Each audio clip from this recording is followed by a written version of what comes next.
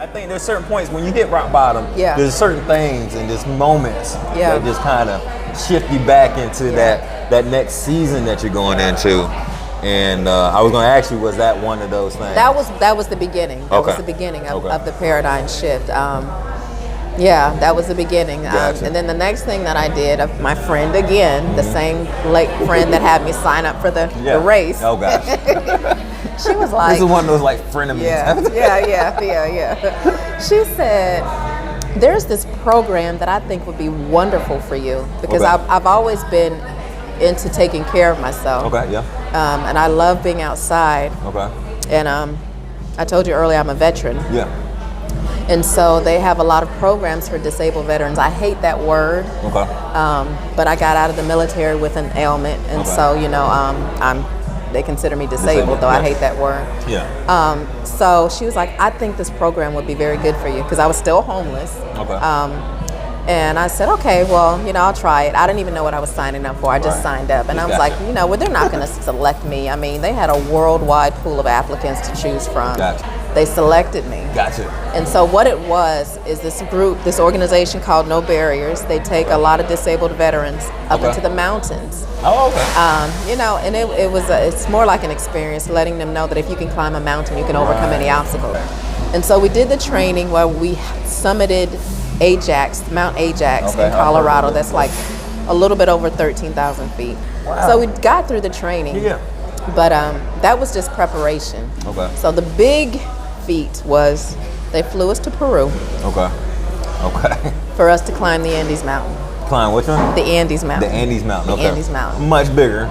A little over 18,000 feet.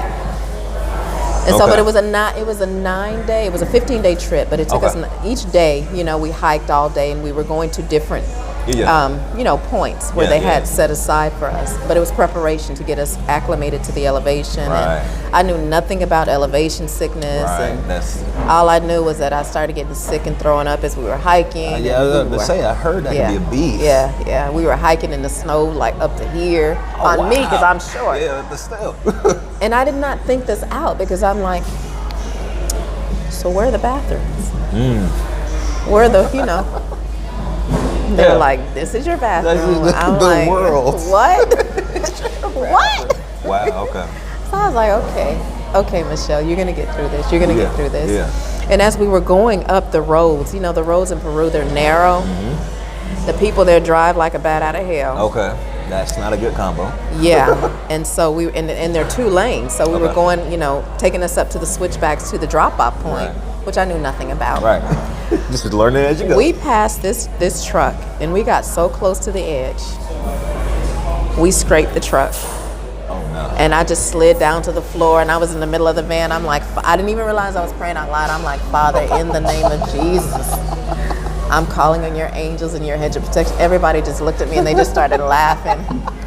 And I'm like, we're going to die? They're like, no, we're not. I'm like, yes, we are.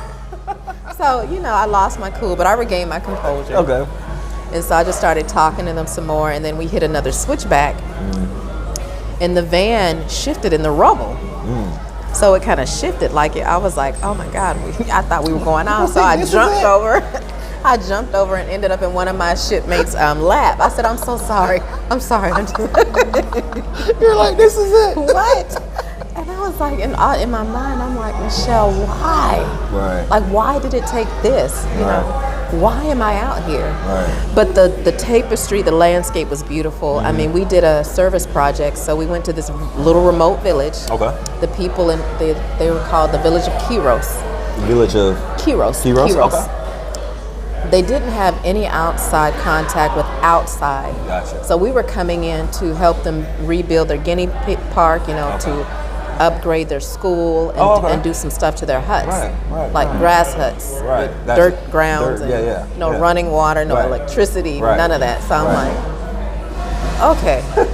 Yeah. So we're hiking there, and I saw my first alpaca and llama. They were like walking near us, and I could just reach out and they were so beautiful. Yeah. But I just felt it was surreal. Yeah. And so I was, helping the children. They had these little rosy red cheeks, and they were just so happy. And so instead of us playing Ring Around the Rosie, we were playing Ring Around the Alpaca.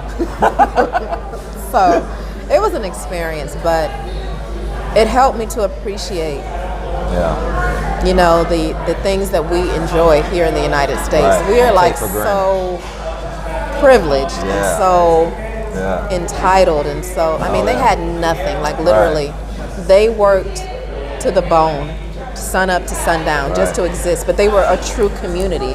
Everybody was truly working together as a community for one common goal, and they were happy.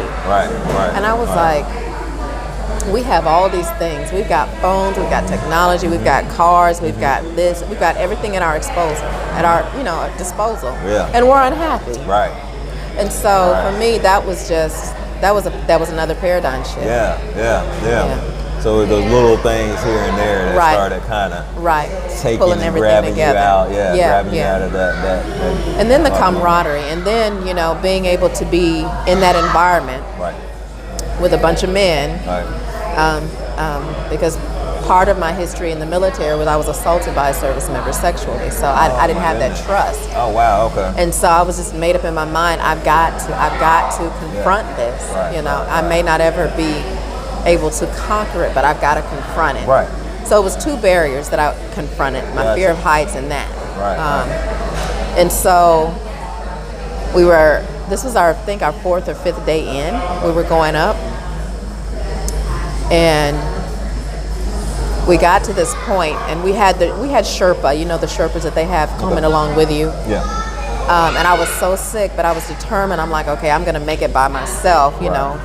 I don't want anybody to have to carry me. I don't want to have to get on the horse. I'm not going to do it. So I'm just hiking and throwing up and hiking and throwing up. And I had this horrible headache, but it was the elevation sickness. And I didn't find out about that until I got back, what it was. I was sick, And so we got to this point, and that was where some of my trust was restored. And the Sherpa was like, it's getting dark soon. We still got an hour before we get to the next stop.